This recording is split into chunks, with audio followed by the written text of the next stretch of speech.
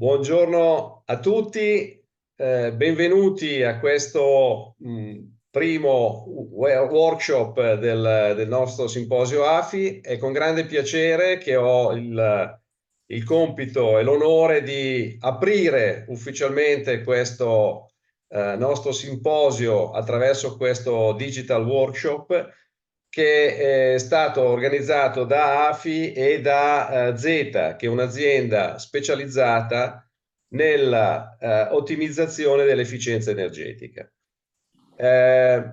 Ovviamente porto a tutti i saluti del Presidente, che fra l'altro è stato appena riconfermato nella sua posizione e dopo, diciamo, una prima presentazione dei nostri colleghi che presenteranno questo digital workshop, passeremo all'esecuzione dello stesso. Allora, diciamo un dettaglio tecnico. Chiunque di voi abbia nel corso della presentazione delle domande da porre ai relatori è pregato di utilizzare il pulsante in fondo diciamo, allo schermo e di porre la questione, che ovviamente le domande poi verranno, alle domande ci sarà una risposta al termine della presentazione. Passo a una brevissima presentazione dei relatori che per non togliere troppo tempo alla presentazione, il primo è il dottor Hans Eder, che ha conseguito la laurea in ingegneria degli impianti industriali presso l'Università del Burgenland. Negli ultimi 10 anni si è concentrato nell'industria farmaceutica, nella pianificazione e gestione delle gare di appalto per le camere bianche e per gli impianti di ventilazione su progetti a livello internazionale. In Zeta è il direttore associato della Business Line Sustainability Energy Solution.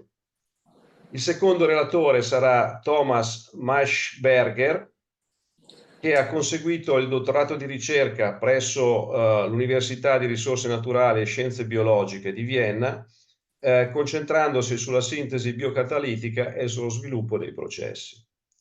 Negli ultimi 8 anni ha guidato dei team multidisciplinari in studi di fattibilità, progettazione ed ingegneria.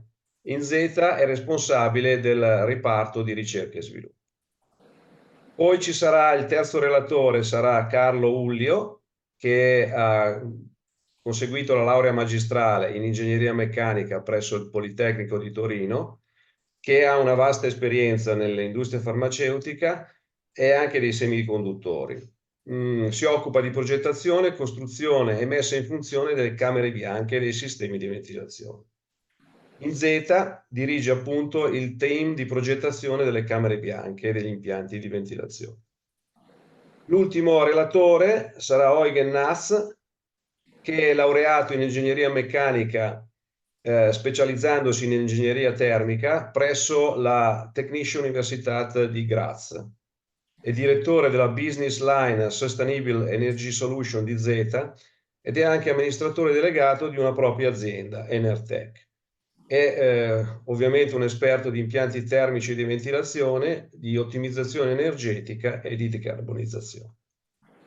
Io non voglio, ricordandovi appunto il discorso delle domande attraverso il pulsante, non voglio togliere ulteriore tempo e quindi do la parola ai colleghi di Zeta.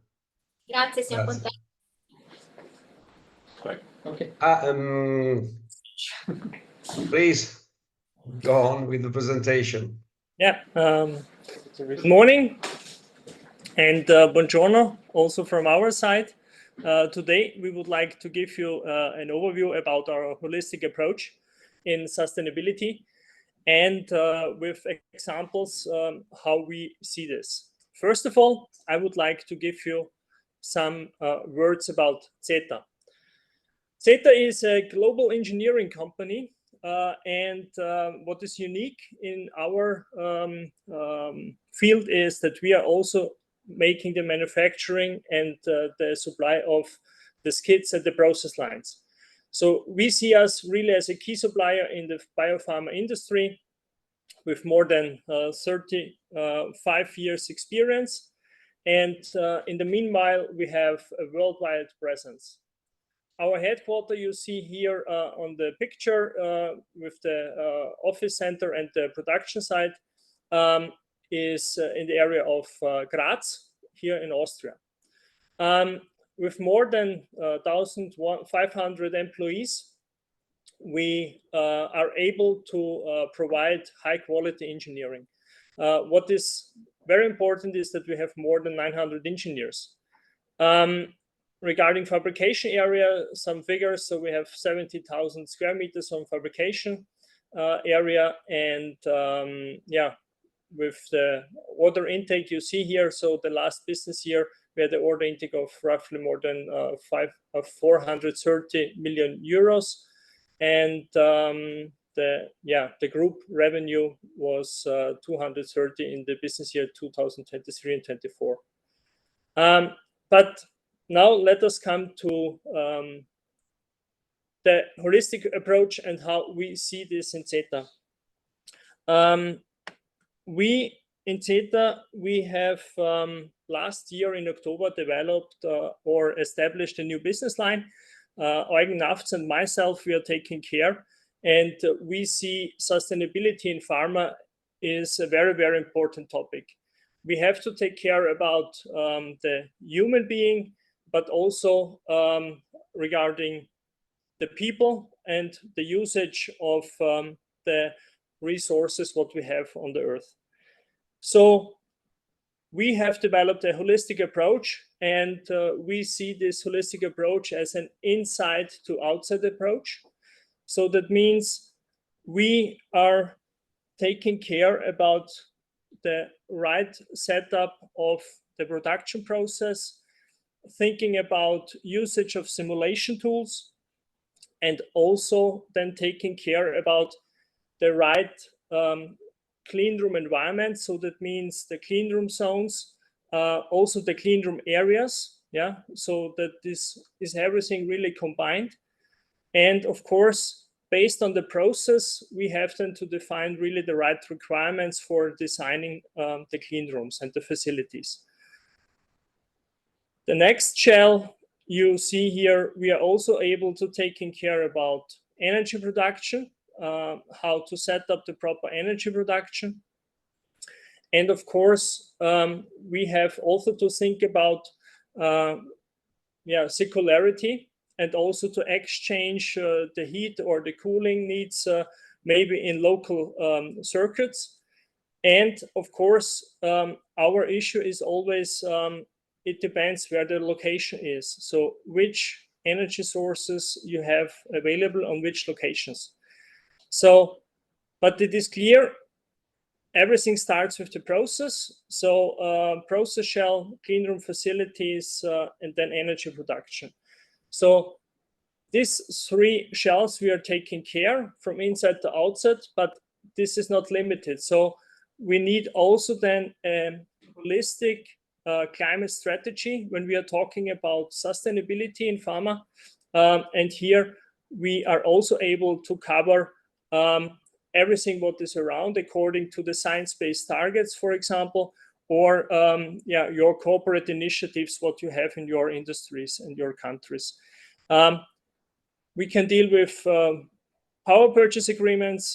We can support regarding how to become greener, and also proposing the right certificates at the end when everything is not possible anymore. So welcome to our holistic approach, and I would like now to hand over to my colleague Thomas Maischberger.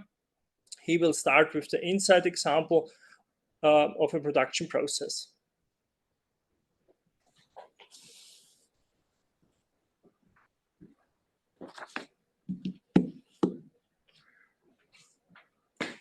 Hans, thank you very much, and also a very warm welcome from my side.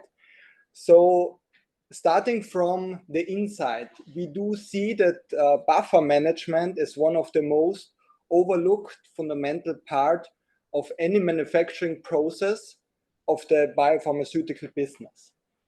So our question is to our customers and also to these manufacturing processes and production processes, that what are the main bottlenecks and why is buffer preparation and storage so resource heavy, and why do we need so much energy, and why is it so intense? So to understand and answer these questions, let us walk through this presentation focusing on 3 main points. Sorry for that. This one is the right button. So first of all, I would like to explain what is it? What is buffer inline conditioning, and where do we see these advantages? I would also like to spend a couple of minutes explaining what are the challenges and, of course, how is it done. So let us start with a thought experiment from the biopharmaceutical manufacturing. This now, imagine a fermentation process with a 12,500 liter bioreactor in volume, and the productivity, so the titer, with 2 grams per liter. I'm showing here a standard MIB process where we do know when having a titer of 2 grams per liter and the bioreactor volume of 12,500, we do need a total buffer volume for the DSP of 20,000 liters. So this is our problem statement. If we now increase the titer, if we stay with the same size of equipment, so we more than double the titer, which comes out of a strain improvement, of a process of a media improvement, then we need to use 52,000 liter total buffer volume for the DSP process. So this is a huge volume of buffer just to get the product from the upstream through the downstream into the finished drug substance. So the question here is, how can we reduce this huge amount of buffer volume? And one of the proposed solutions is that yes, we can work with buffer concentrates. So by this we can reduce from more than 50,000 down to 10,000 or 15,000 liter in buffer concentrates. But we do see another step to reduce this amount of buffer storage volume down to 8,500 liter if we are able to do the buffer stock blending. And buffer inline conditioning is equal to buffer stock blending. So at the end of the day, we're going to use the same amount of buffer, but just the preparation and the storage is reduced on a very significant basis, from more than 50,000 liter to 8,500 liters. We do know in general there are 4 strategies for buffer preparation. So there's the traditional one, the traditional buffer preparation, where the preparation of the buffer solution is done at the final required concentration. So we are going to produce the buffer one-fold in the buffer prep, and we are going to store it one-fold in the buffer hold vessels. Then the more advanced strategy is doing inline dilution. So what is this about? Here we are going to prepare the buffers in a concentrated form. So depending on the buffer, this concentration can be between 2-fold, 5-fold, maybe 10-fold, very much dependent on the ingredients. And then on demand, before usage, these concentrates are getting diluted with purified water or with WFI. So we can reduce the preparation volume and the hold volume. In the next step, this is now the innovative one, we go into the buffer stock blending.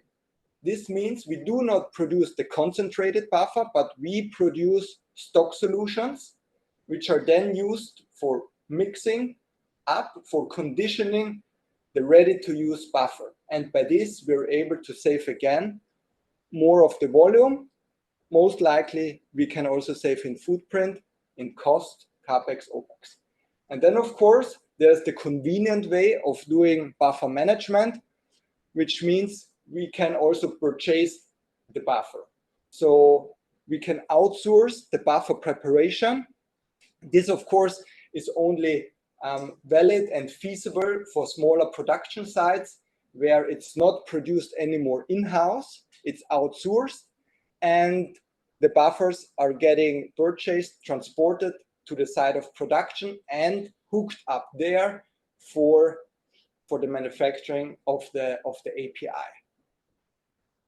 It has, of course, some pros, but at the moment we do see more negative aspects because we're also transporting a lot of water. It's not even feasible for huge production sites, but maybe for the smaller ones. So when we speak about buffer management, then we do have 4 main clusters, what we need to keep in mind. First of all is the footprint. So this is the space requirements for the buffer preparation and the buffer hold. This strongly depends on which strategy of buffer preparation, buffer hold we are looking for. Then, of course, we do need to take into account the equipment costs, so the CapEx for the equipment and, of course, for the facility. And there we also do see huge variation depending on the 4 strategies. Another very important block here are the operating costs. So operating costs, here we summarize the utility system capacity, the level of effort to manage the buffer preparation, so all the labor, and of course the consumables. And at the end of the day, these 3 blocks will make up the cost of a buffer. So euro per liter of buffer. We always try to simplify the system, simplify the production process, so we also do it for the buffer management. If we think about a buffer, then normally a buffer consists of 4 ingredients, which is mainly the water, which is the salt, the acid, and the base. So these 4 ingredients do make up like 50% of different buffers for an MIB process. But this, of course, is not only true for an MIB process, it can be also transferred to any pharmaceutical production processes. And now combining these 4 ingredients, combining them into 15 different types of buffers, having 4 different buffer management philosophies, like we heard before, the traditional one, the convenient, the advanced, and the innovative. Now it's our goal to choose the best system for the new production system or for revamping older production systems into a new one. How can this look like? Think about the traditional system. This is what we are mainly used in pharmaceutical industry. We have one system, buffer preparation, and once the buffer is prepared, we are going to transfer it in several buffer storage tanks, 1, 2, 3, 4, which are then ready for the DSP. On the other side, we do have the innovative approach where we have the buffer inline conditioning system in the middle. We do work with much smaller stock solution tanks, which are hooked up to our system. And we prepare the single strength buffer just in time on demand for the DSP system. And as we all know from reality, it's going to be anyhow a mix. So depending on the speciality of a buffer, is it quite a simple one, sodium chloride, a trace buffer, or quite complicated ones where we need to mix different stock solutions and then make them up with, or set the pH with acid or base. Most of the time, it's going to be a combination. And I think this is the interesting part. We should talk more in detail. But how can this look like? Now, again, on the left side, the traditional system, what you can see here is a buffer tank farm. So all the hold vessels, what are needed for an MIB process. So we do have more or less 3 floors full of tanks in a size of, let's say, 100 liter up to maybe 30,000 liters. And this could be reduced when changing or modifying into the innovative approach, where at the end of the day, we only need one floor. What you can see here on the picture on the right side, these are now 4 lines of inline conditioning skids, which can then feed 4 lines of DSP or 4 sets of chromatography systems, or however this system is going to look like. So all of these 4 inline conditioning skids, they're then hooked up with the stock solution. So this is also what you can see here. These are the colorful either IBC containers, single-use bags in their holders, or also smaller stainless steel tanks on wheels. So a highly flexible system where you can roll in the stock solutions, hook them up to the inline conditioning system, and prepare the buffer just in time and on demand. Now talking a bit about the challenges. So we do know that there are a lot of advantages when looking into the buffer inline conditioning system. So we do have seen that there is a reduction in labor requirements, a decrease in consumable costs, the lower footprint. This is what we just saw before. We also do see enhanced flexibility, a reduction in buffer waste because of the much smaller volumes, being able to produce it much more directed and adapted to the process. There is a clear advantage in cost efficiency, improved ROI, lower NPC, and very much important, I guess, for now and also for the future, that we're super flexible and highly adaptable to process changes. Or we need to keep in mind, of course, there is a bit of a switch when we go from tradition to this innovative approach. There could be a higher capex because at the moment we do see that the equipment, what we do need for the buffer inline conditioning system, is highly sophisticated and it's not the cheapest one. Then yes, it gives a certain complexity in the setup and in the operation. We do also see scaling challenges. So yes, we know that we can, so with one buffer inline conditioning skid, we can work in a certain range of flow rates, but of course there are limits. And we also do need to find out where are the limits for the specific process. Then there could be additional complexity now thinking about a brownfield system when it comes to integration of the buffer inline conditioning system into an existing system. So yes, there some engineering is needed. We also need to keep in mind the regulatory compliance.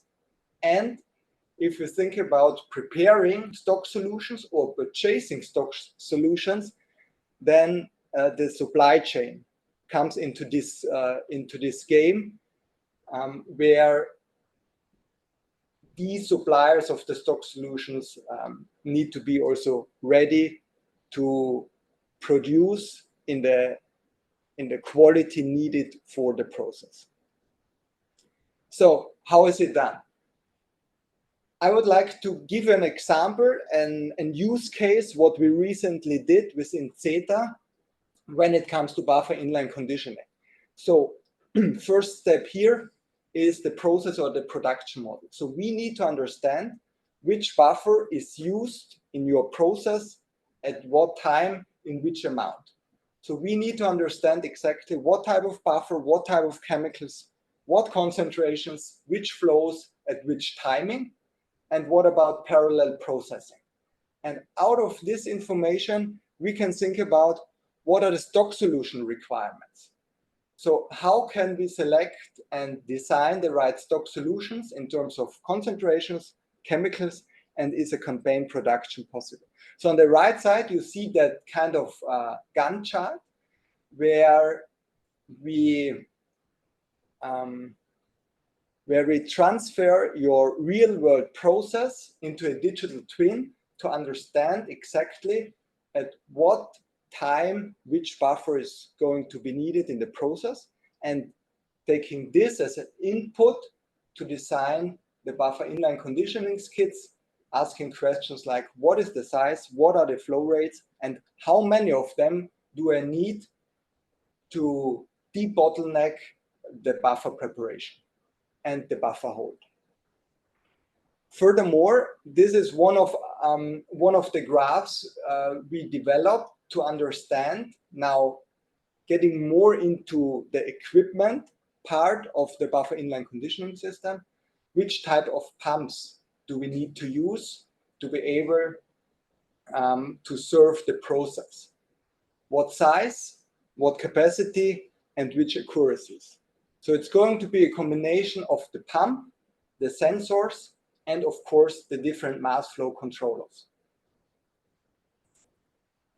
Now, speaking about the controlling, because it's just in time and on demand, there's no intermediate vessel where we could do some checks in terms of quality and accuracy.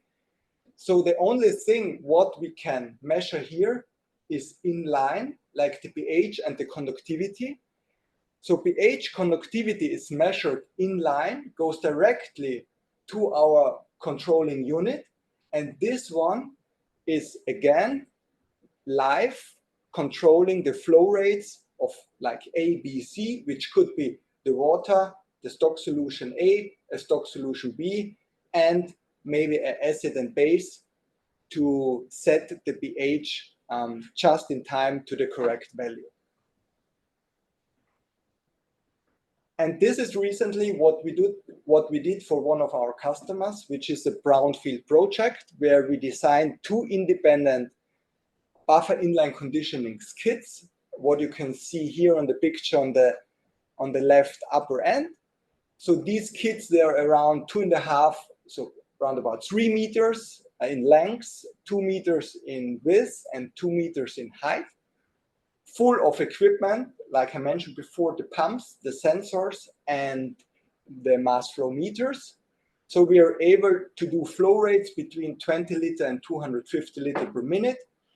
We can hook up 5 different chemicals and the WFI system, which is shown here on the upper right part of the picture. And it's a fully automated recipe handling.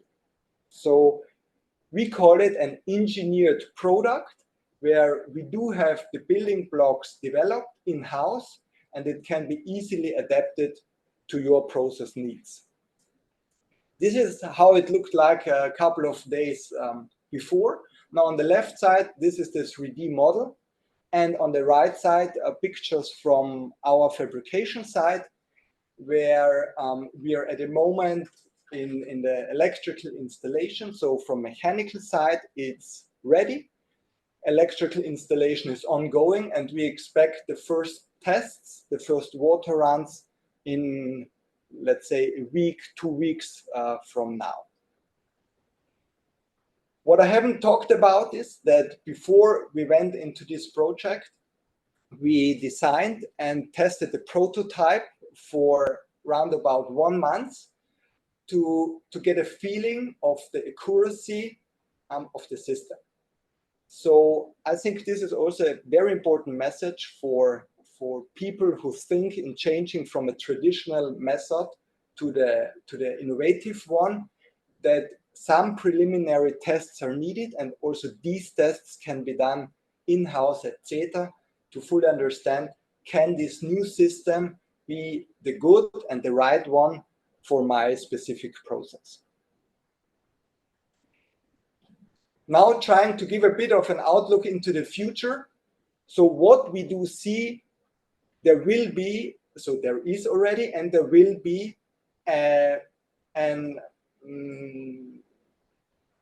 still even more reduction into footprint. So everyone is looking and getting smaller equipment, a smaller footprint, because this also implements smaller clean rooms, energy saving, sustainability in general.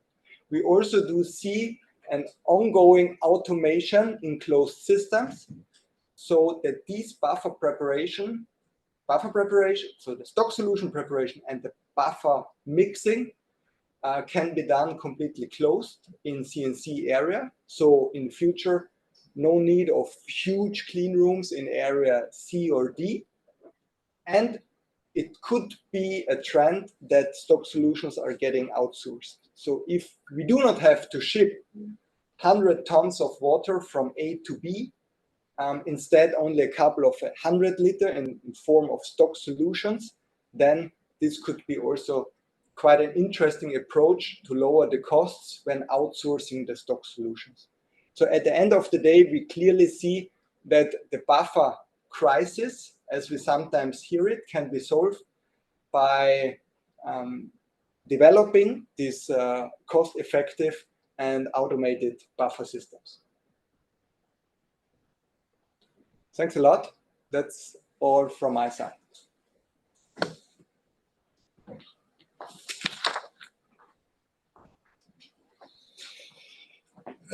Hello, welcome also from my side. So I will go on the next level of our approach. So the clean room level. This is a very important topic because clean room in general is requiring roughly from 50 to 70% of the overall energy demand in a pharmaceutical process, so, and in a pharmaceutical plant. So if we define a solution to reduce the energy demand of a clean room, we are reducing quite a lot of the overall energy demand. The reduction of the energy demand inside the clean room is going through the reduction of the airflow. That is obvious. But there are a certain number of constraints. And these are the constraints that we found out during our activities in our sustainability and energy saving projects. Constraints that are related to the user requirement specifications. So what we see in many conditions is that the user requirement specifications are too tight or not even directly related to the process or in not defined in a proper way according to what is happening inside the room. The second constraint is related to the design methodology that is normally used, that is in too many cases related to rule of thumbs, and in too many cases is related to the maximum consumption, maximum worst case scenario, without having a clear picture before the design, if this is actually something that is happening, this worst case scenario, and in which way it is happening, in which way it is affecting the room. So our idea was, let's find another way to approach the problem. And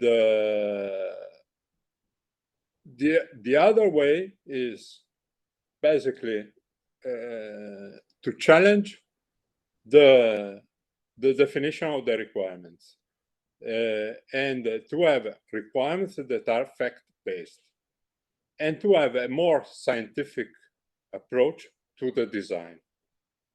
Considering that we are living in the GMP Annex 1 2022 world, and there are two very important topics that are highlighted, and one is, of course, the quality risk management, and the second one is the contamination control strategy.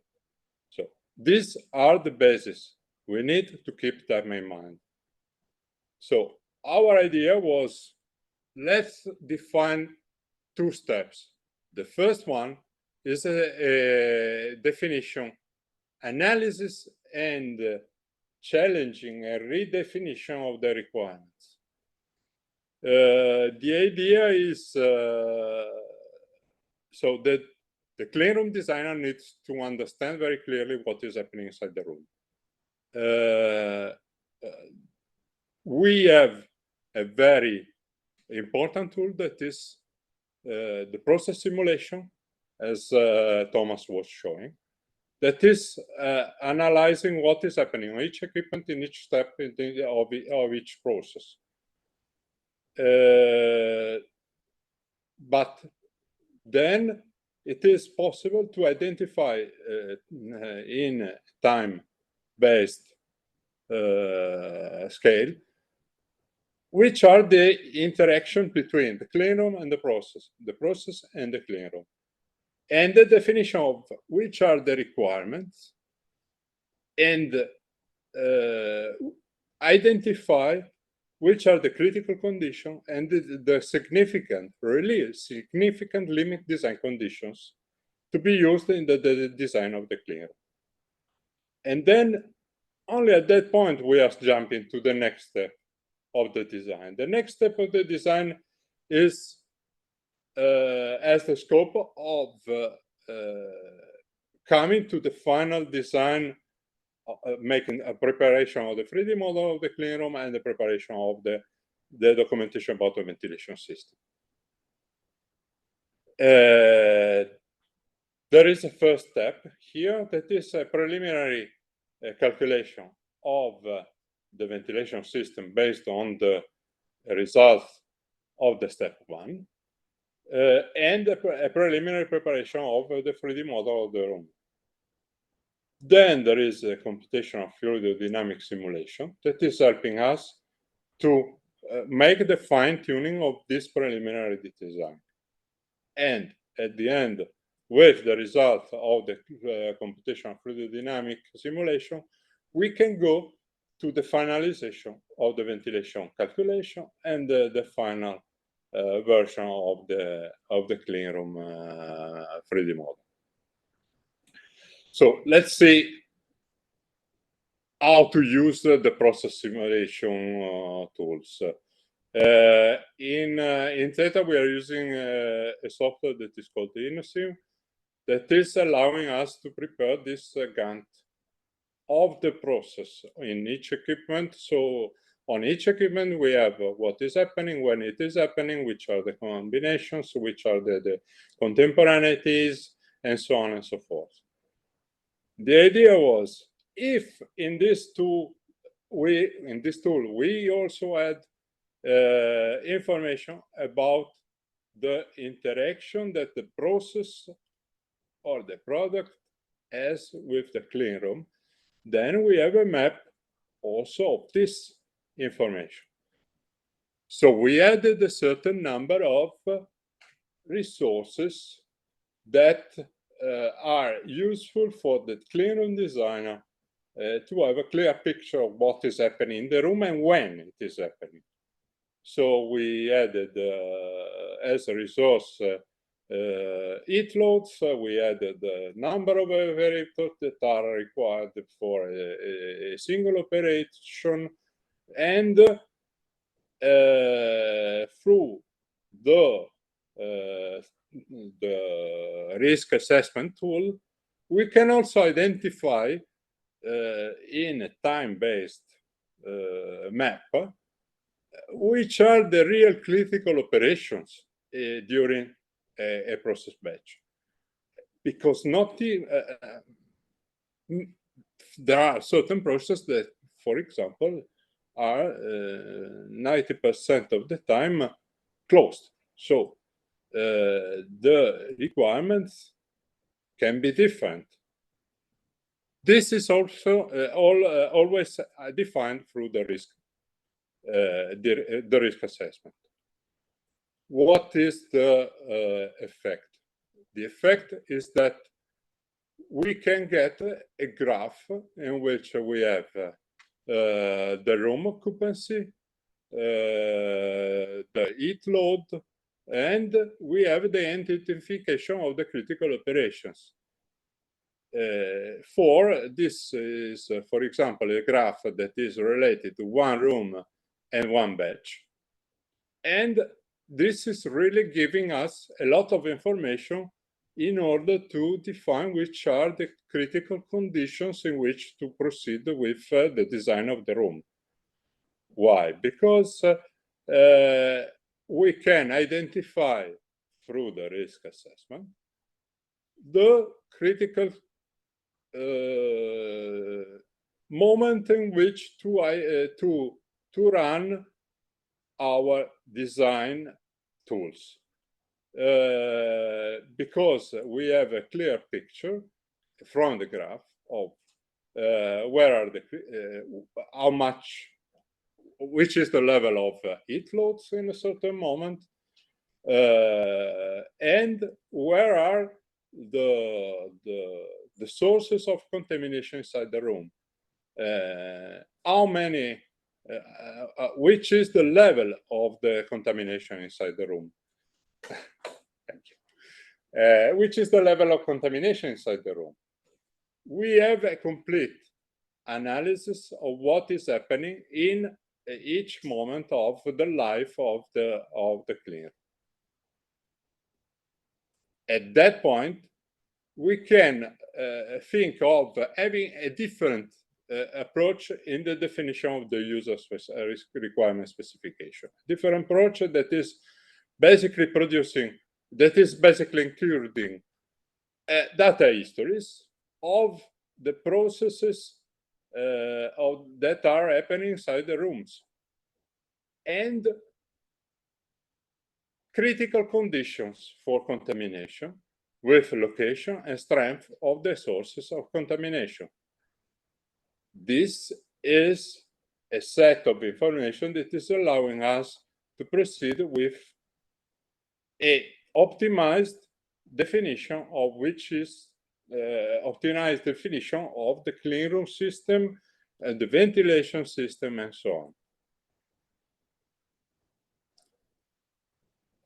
The next step with this kind of information is to prepare a preliminary 3D model of the rooms and of the arrangement of supply point, exhaust points, and so on. This is important because from this we can proceed with the simulation, with the CFD simulation. The preparation of the CFD simulation, the setup of the CFD simulation is very important, because it is very important. The geometry is basically coming directly from the 3D model of the room. What needs to be prepared is the simulation of the sources of contamination, people, in principle, but it can be the process, a certain condition of the process, or certain activities that are happening inside the room. The simulation of the diffuser. This is very important because it must be, in our experience, it must be very precise, because it is really affecting the overall results of the simulation. And the definition of the mesh inside the room, in order to not overload the calculation tools, but to have a precise evaluation of what is happening. The results of the simulation, CFD simulation, are basically analyzed with a verification of the two main parameters, that are the air change efficiency and the contamination removal effectiveness. So these are the two main parameters that are helpful to understand what is happening inside the room, because the comparison of the two parameters are allowing us to verify what is wrong, or what is proper inside the arrangement that we selected for the supply and the exhaust of exhaust points. So, for example, we can identify dead spots, we can identify short circuits where the air change efficiency is very high, but the contamination removal effectiveness is low, and so on and so forth. With this kind of the analysis of this kind of parameter, we can adapt the basically the arrangement of the supply and exhaust diffusers, and also optimize the airflow, because all the parameters are related to the airflow. The final visualization can be really a prediction which can be the clean room classification inside the room. So the contamination that is coming in different areas from the sources that we have defined in our critical condition. In this case, for example, we have some areas that are more than 3 million, that are in between 300,000 and 3 million, so basically class C, but most of the area is under 300,000 particles at 0.5. So in class B, this is the final visualization that is giving us a very good idea of what will happen in the room. Which are the benefits that we see in using the simulation? So the usage of the process simulation as a basis for the definition of the process and the definition of what is the effect on the clean room are high. So the benefits are very high, because you have a very good understanding and you can produce a very good proceed with a very good analysis of process and to verify which are the possibilities, which are the alternatives, which are the scenarios. The process simulation is a very good basis for the risk assessment, because it is giving a very structured and very precise identification of the different steps in which we can then identify the risks. In this way, it is a very good support in the definition of the contamination control strategies, because it is identifying, it is allowing a very good understanding and identification of the potential risks, risk locations. Then there are the benefits that are related to the process, to the clean room design. So everything is time-based. We have a time-based definition of the interactions between process and clean. We have identification of values and locations of the sources of contamination, the sources of heat load. We have a process-based analysis of the contemporaneity factors. Which are the benefits of the CFD simulation? The benefits are a lot, because you can have both a qualitative visualization of the airflow distribution, but also a quantitative evaluation of the contamination, of the contamination removal effectiveness, of the air change efficiency, and of the recovery time. So this double effect qualitative and quantitative is very important.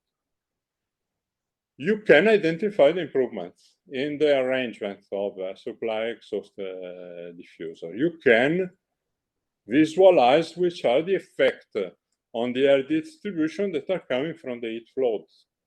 You can visualize the effect of changing the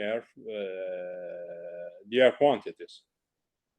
And of course, you can use the results as supporting the definition of the contamination control strategies, because again, you have identification of the control points. We ran a case study that is on a clean room class C, 100 square meter. The choice of 100 of a class C is not by chance, because if you think class B, class A are more energy intensive, class C are more are bigger. So in the big numbers, the energy that is consumed in a PHARMA facility for a class C, for class C or D areas, is much more than what is consumed for a class B. So we wanted to understand what is happening in the worst condition. So if we make the design according to the standard user requirement specification and the standard design conditions, this standard design methodology, we have design parameters that are class C, definition of the air change rate. So in this case, it was minimum 21. And we have the maximum of heat load, 11.1 kilowatt. The result is that we need an airflow of, for this room, of 8,100 cubic meter per hour. If we use the other methodology, the design parameters are, yes, the class is class C, but we have a certain variable occupancy that is shown in the graph. So variable contamination sources. We have variable heat loads. Then at that point with the analysis on the graphs and on the results of the process simulation, there are basically two scenarios that are opening. One, it is we consider constant, anyway, a constant airflow inside the room, but with the revising of the requirements, we came to understand that the conditions that were used, the design parameters that were used and defined in the user requirement, the specification were too high. So 21 air changes per hour means not a class C, but a class B, and a very good class B overall in the room. 11.1 kilowatt was, yes, it was happening, but it was happening just for 1 minute. Then it was not relevant for the design of the system. The result is that we came down to 4,300 cubic meter per hour instead of 8,100 cubic meter per hour. But there is a second scenario. The second scenario is that we have actually a variable airflow. Variable airflow that is depending on what is happening inside the room. The 4,300 is was coming again from the heat load, the maximum of the heat load that was relevant. But that was again producing a class B overall. So then the 3,000, if we consider that that the contamination is requiring, the contamination sources are requiring roughly 3,250 cubic meters per hour. The maximum of relevant peak heat load 4,300. We can have a variable flow that is basically related to the variability of the heat loads, as we see in the graph of and in the scenario 2.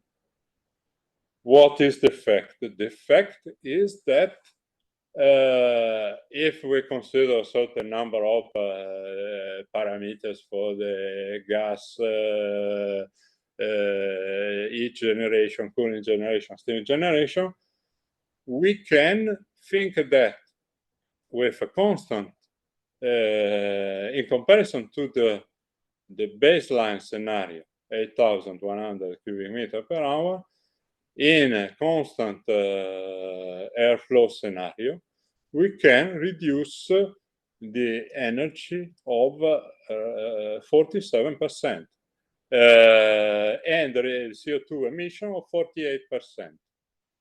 In a variable condition, we can go up to 57% of energy saving and 62% of CO2 emission. That is quite relevant.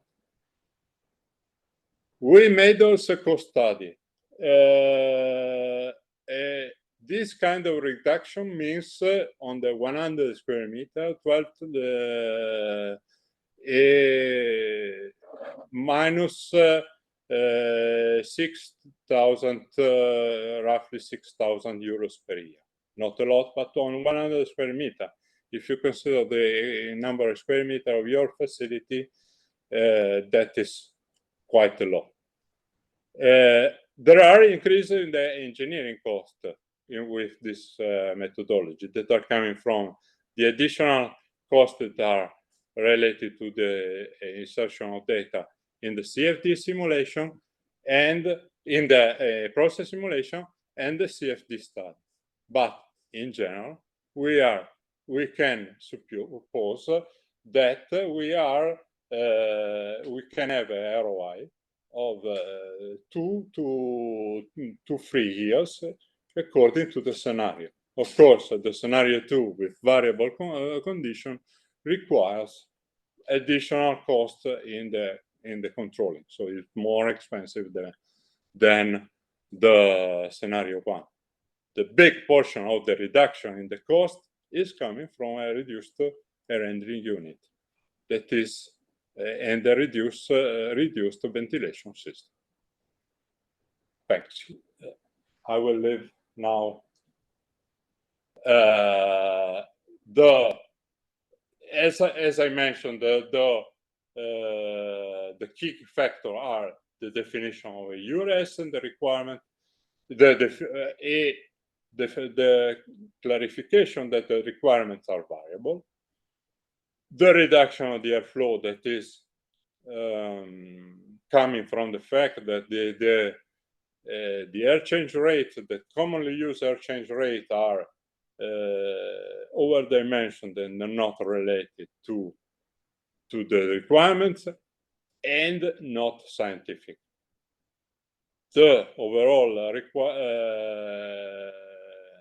analysis is producing a reduction of OPEX, a reduction of CAPEX, reduction of CO2 emissions, and of course it is producing a cascade effect on all the other facilities that are around.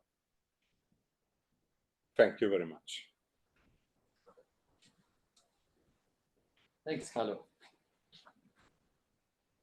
So, last but not least, it's my part to talk a little bit about heat pump technology and how to apply it for pharmaceutical industry.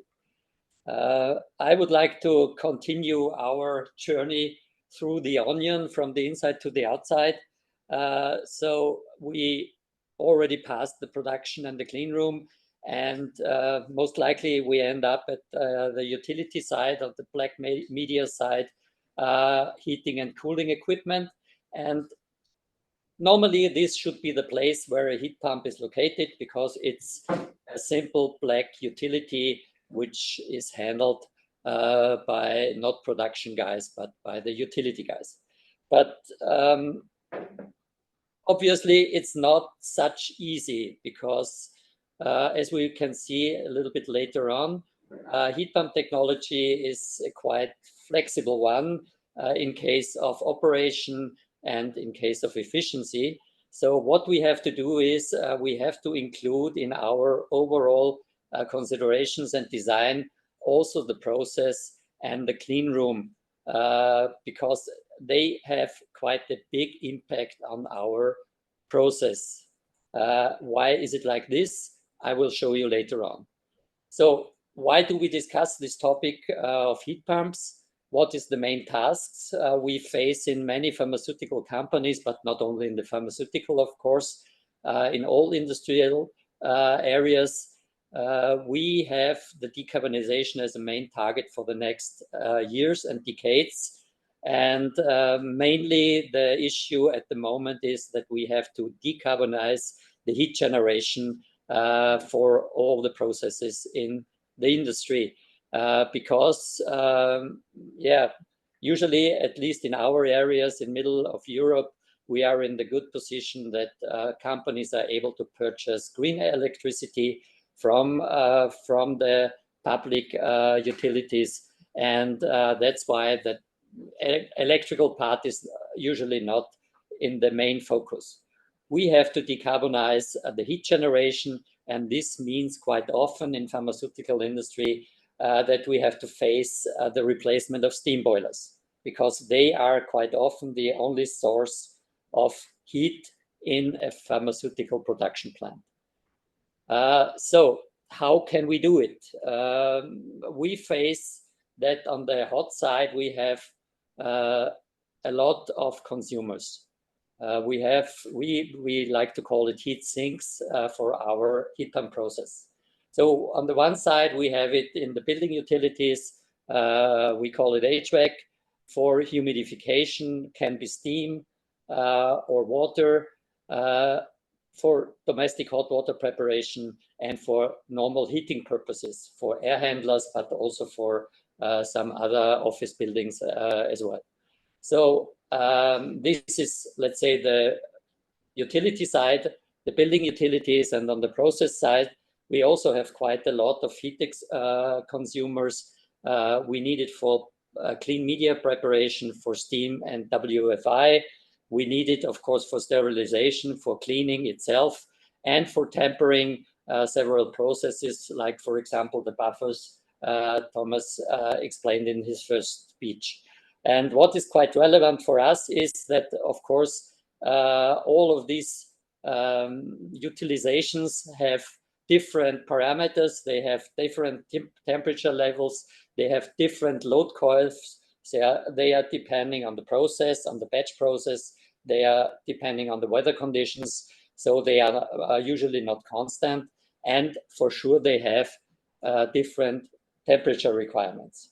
So talking about heating, we come from a quite low level for heating coil in an air handler up to a higher level for heating distillation column for WFI production.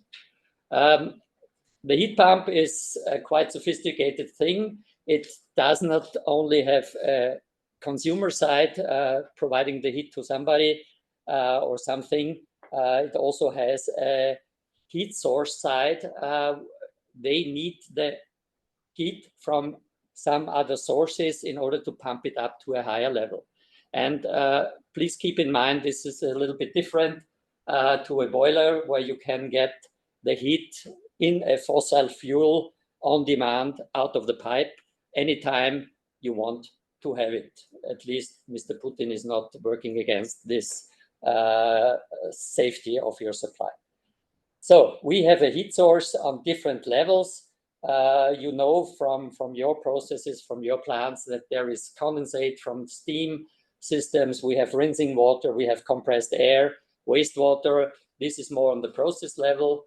Then we have the topics Carlo was talking about, where we need a lot of chilled water and other refrigeration topics. And all of them produce heat, which is quite often cooled down with a cooling tower circuit. We call it cooling water, and we have heat in exhaust air. Okay, sorry, I got a hint from my guys. So we see that there is different kind of sources, and they have different characteristics. I will jump back a little bit into theory. You see here a typical diagram, the log pH diagram for a refrigerant circuit. In the dark blue line, you have the refrigerant circuit. It's a closed loop with several components inside. And in the middle, you see the heat source, in this example, 16 degrees, and the heat sink side. So this is a typical circuit you have for a heat pump. And yeah, and this is how it could look like in a P&ID.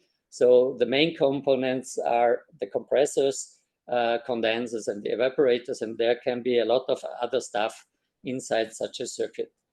How do we get a heat balance for this process? We have the hot side. The compressed gas out of the compressor is coming out superheated, so it can be quite hot, above 100 degrees. In this example, it has to be desuperheated in a heat exchanger. Then we have the main condensing process in the so-called condenser, which can be on, of course, different temperature levels. And we try to subcool the liquid refrigerant as much as possible, because on the left side, the vertical line is the so-called expansion from the high pressure to the low pressure. And the more we are on the left side, the more liquid we have after the expansion in the evaporator. So, and in total, this is the total capacity we can expect on the hot side. A similar procedure we can make on the cold side as well. We have the evaporator where the refrigerant is evaporated. The heat is coming from maybe water, if we have a chilled water system. We have to superheat it a little bit because the compressor likes to have only gas in his compression chamber, not water or not refrigerant, no liquid, because it's damaged in this way. And the total cold side or cooling capacity is built like this. And on the very left side, right side, sorry, on the diagram, we have the compressor which has an electrical input needed to drive the whole process. So, and what's quite relevant for us for the operation and also for the commercial part of all these projects is the efficiency of the process. What we have to understand is that the efficiency of a heat pump process is not constant. It's strongly depending on the temperature levels. And this is what I wanted to show in this table. Please don't check the absolute figures put in here. It's a simple calculation with the temperatures and the Carnot efficiency giving us these figures. But what you can see is the lower the hot side and the higher the warm the heat source side is, the better the efficiency gets. And we have quite a lot of methods how to build the efficiency factors. For us, the most relevant to consider and to talk about the efficiency of a heat pump process is the coefficient of performance. So it's the ratio between the total capacity on the hot side, everything we gain, especially from the condenser, related to the electrical consumption of the compressor. And the efficiency is higher than 1, as you can see here, because what you can get on the hot side is more than you have to put in on the electrical side. If you make the same calculation for the cold side, you have to take the cold capacity versus the electrical consumption, and the COP and the EER for the same operation conditions are differing by the value of 1. So the EER is always 1 point lower than the other one. And for me, the best thing would be if we could utilize both sides.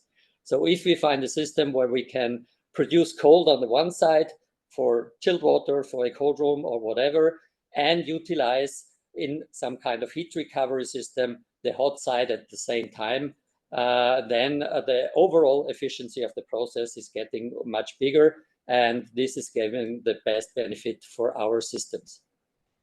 Efficiency is also affected by the refrigerant inside the circuit.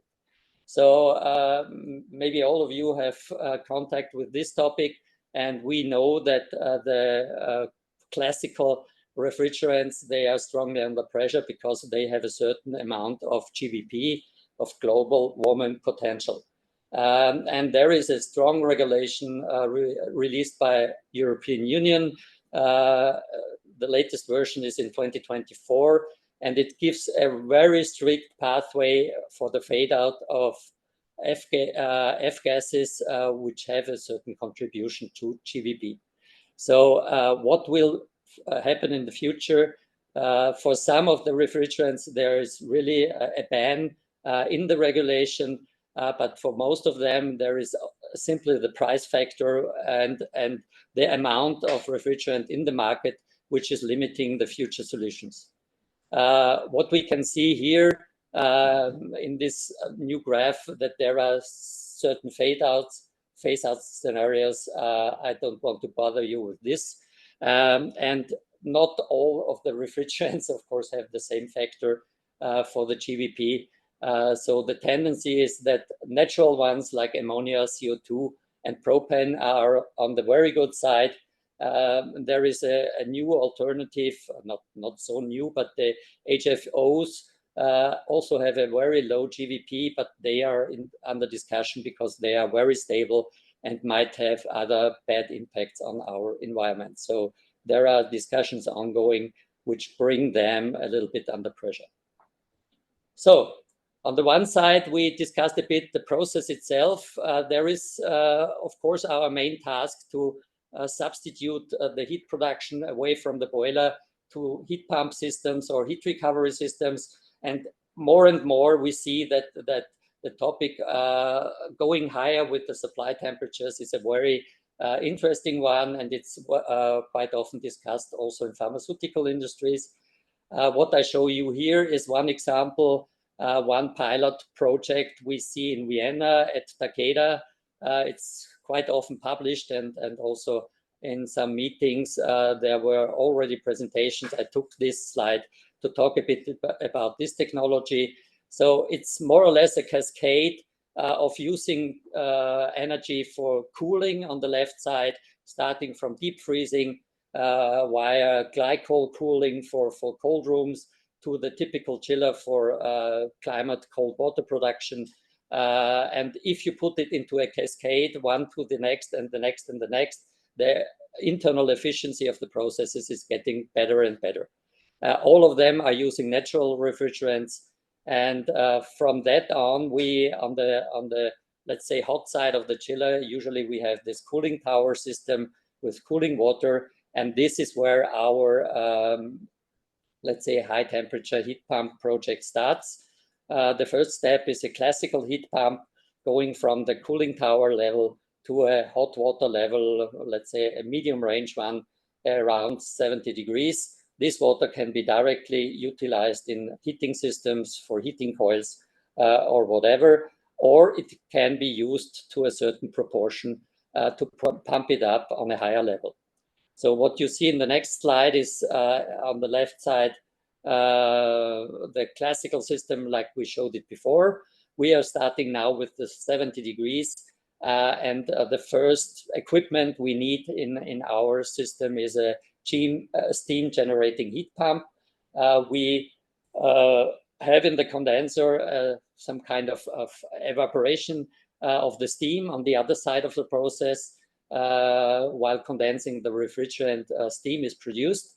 And if you remember what I showed you before, it's not a good idea to go from 70 degrees up to let's say 180 in this example directly. because the efficiency of the process will be very, very poor, and the better choice would be electrical heating to produce the steam. In this case, we try to produce the steam on a quite low pressure level, in this case 3 bar. Then we have saturated steam on the outcoming of the output of the heat exchanger, and as a last step we add a steam compressor, which is only compressing the saturized steam from 3 to 11 bar in this example. So this is the green part of the system, is the so-called head system, which is the innovative part of the process. It's still under construction. I would call it a pilot plant. It's not available on the market. You can't put it out of a catalog and buy it. But in general, this development is a quite interesting one. And the overall efficiency, roughly from the tower water side, from the cooling water side, until the 11 bars of steam would be roughly around 2. So you save quite a lot of energy compared with a boiler, but cost-wise, it depends, of course, on the market prices. So at the end of my speech, I would like to give you 2 very short examples what we did in the last few months and years. The first one is an example where we utilize the heat out of a solvent recovery process.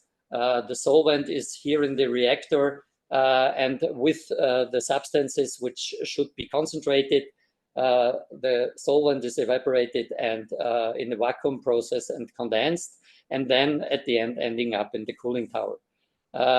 And we have here a project with a huge number of reactors with a quite significant heat demand of 13 gigawatt hours. And the goal was to reduce the steam demand. What we did in the first step, together with the client, analyzing the system, we installed meters for metering the batch process, and there we got then really reliable and significant data for our further simulation. We also checked the cooling tower side because the loads for heating and the demand side and the heat source side don't match all the time. And then we have to implement our hydraulic system and the heat pump. And at the end, we gained quite a lot and a significant saving. We have a good COP over the season and a big energy and CO2 saving for the project. So this is really an optimal thing where we can implement the heat pump within a project and close the energetic circle for such kind of process. I see that my time is more or less expired, so I leave out the last example and give you a short conclusion. So our goal is decarbonization of heat generation, and we see the heat pump as a key technology together with recovery of waste heat. And please keep in mind that we should think about adaptation of the temperature levels, not only for the building utilities, but also for the processes. Let's take high temperature only in the case where we really need it. And with this, we have quite good chances to implement highly efficient heat pumps. So let me give an overall conclusion for all the 3 speeches, including Hans' introduction. What's really important for us as Zeta, we try to supply good engineering solutions and good fact-based and reliable and robust measures to reduce your energy and CO2 energy consumption and CO2 emission, starting from the process, optimizing the process, optimizing the clean room, making variable flows, and ending up on the utility side. There is a lot of options, and it doesn't end, as Hans already mentioned, on your side. So this overall approach is really giving the best benefit for the industry, and this is what we think we can provide for you. Thank you very much for your attention, and we are quite curious to see and to hear your questions.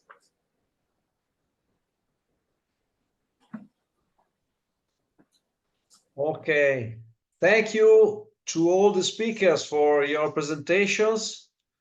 We appreciate the contents that you expose in your presentations. One thing to say before going to the question is that Zeta will be present at the symposium with the booth. So if everyone has something to ask more, please use your booth to excuse me to ask more questions. We have one question from the people that is, according to your experience, how far is the simulation outcome from the actual airflow pattern and level of particle contamination? I think is for Carlo, this question. So there are two things that needs to be considered about the pattern of the airflow. So in the comparison between what is coming out from the simulation and what is coming out from a smoke test in the room, what we saw is that that is directly related to the quality of the simulation, and in particular what we saw as a high effective is the simulation of the diffusers. That is the reason why before I was mentioning this, because with a certain number of tests that we did on the simulation of a standard sphere diffuser, we saw that if that is not well simulated, this is affecting a lot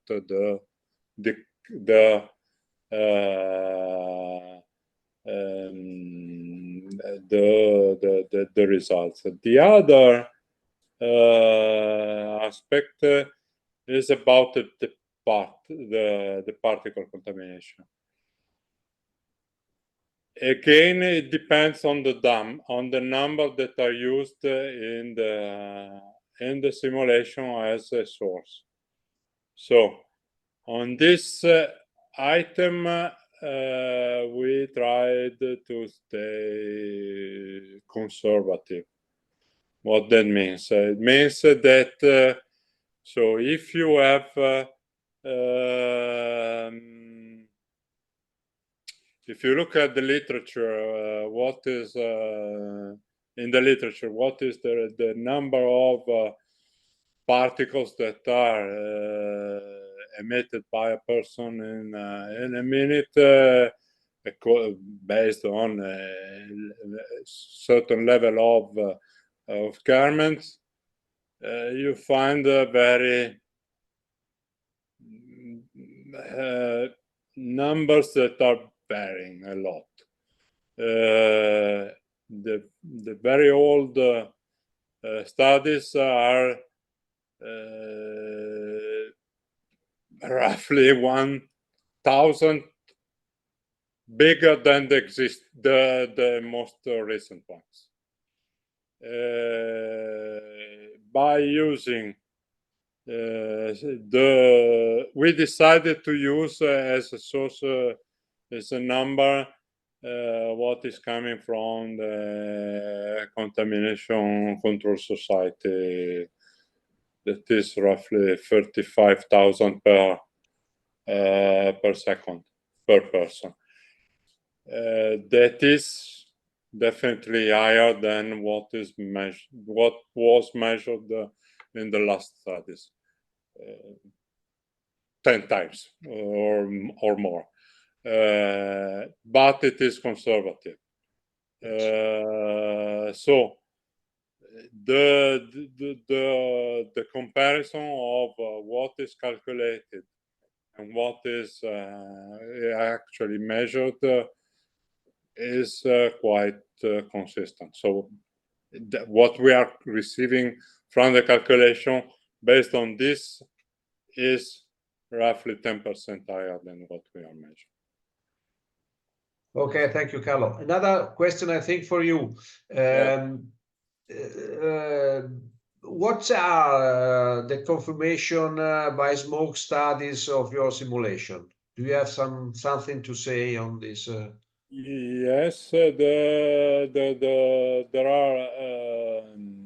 We ran the smoke studies now. I do not have them here to show, but as I said, with a good simulation of the supply points and diffuser points, the qualitative expected that is coming out from the CFD simulation is confirmed quite well with the smoke studies. Please keep in mind that the qualitative part is only a part of the result of the simulation. The very important part of the CFD simulation is the quantitative. So the values of the efficiencies of the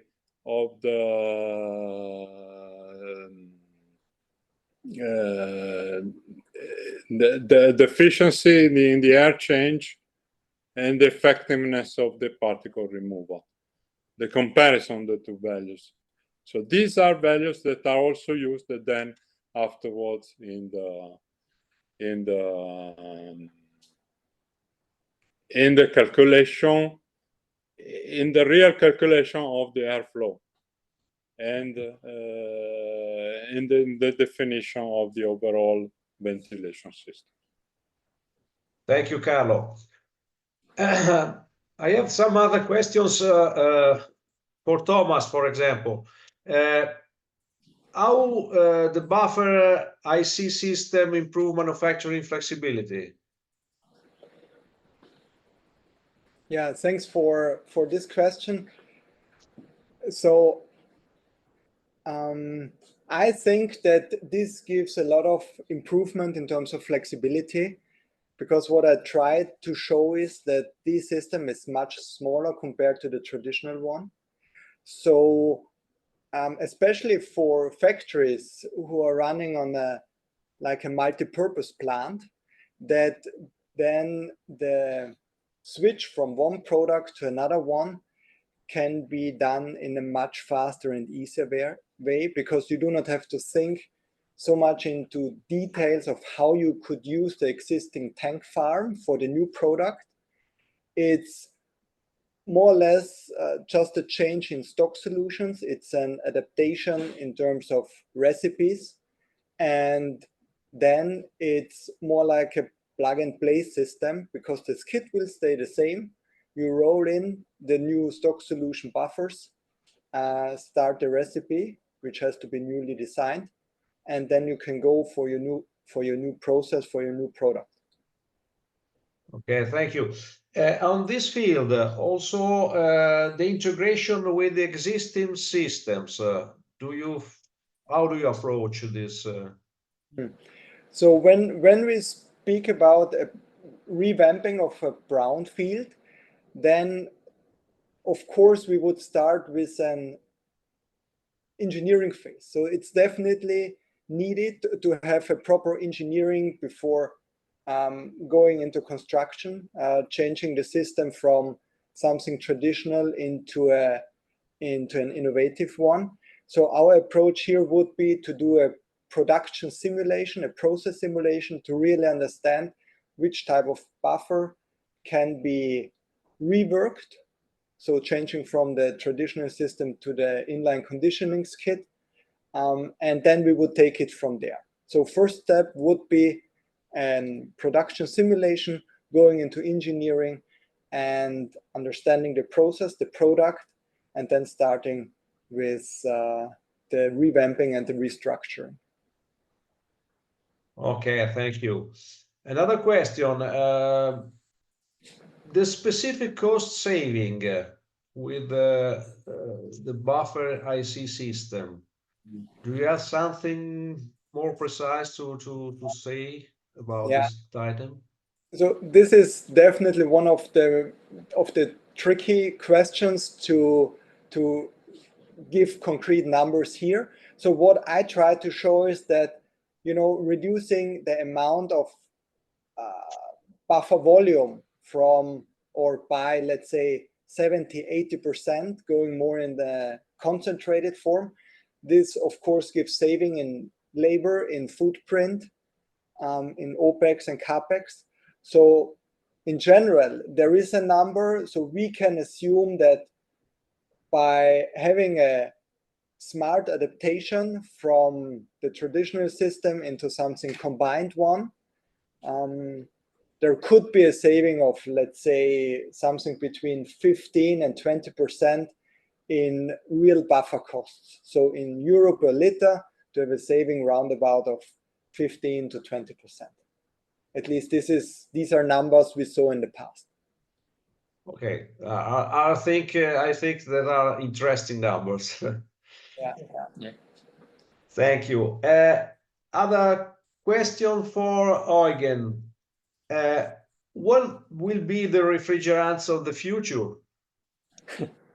That's also quite a question. We face this topic in many consultancy works. So many big companies try to go directly into natural refrigerants. Some of them have a certain limit of the GWP, which might be 150 or something like that.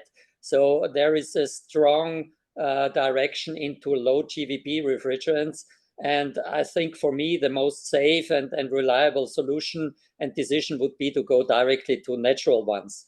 And of course, they have other restrictions. Some of them are flammable, some of them are toxic. You can't take them for every purpose. They are restricted to the pressure. But anyway, we have really good low temperature solutions for CO2. We have supercritical processes for CO2, which are really established on the market. And ammonia is a long-term refrigerant in industry, maybe not in pharma, but in food industry or in other sectors as well. So there are good and reliable solutions on the table, already on the table. And maybe one word to the high temperature side.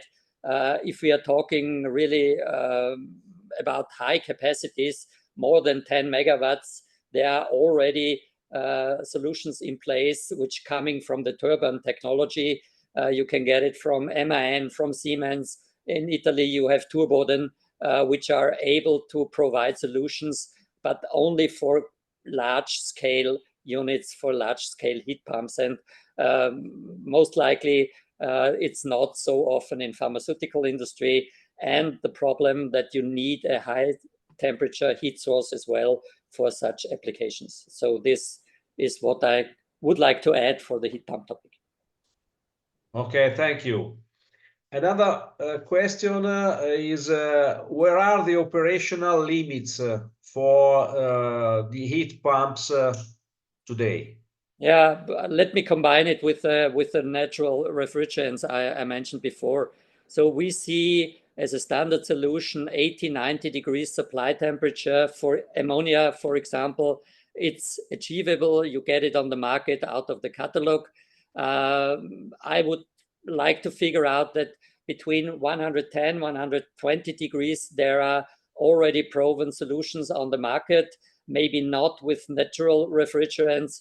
And all above that, except the very big units I mentioned before, they are at the moment in development. And the main problem is, of course, the temperature and the pressure and the availability of the components. So I think the industry for compressors, they are working on this topic, but At the moment, it's really a small niche in the market, which will get bigger, and this will speed up the development for the compressors, for lubricants, and all the other stuff you need for such a process.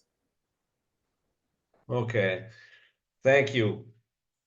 Another question is, I think for Carlo, maybe.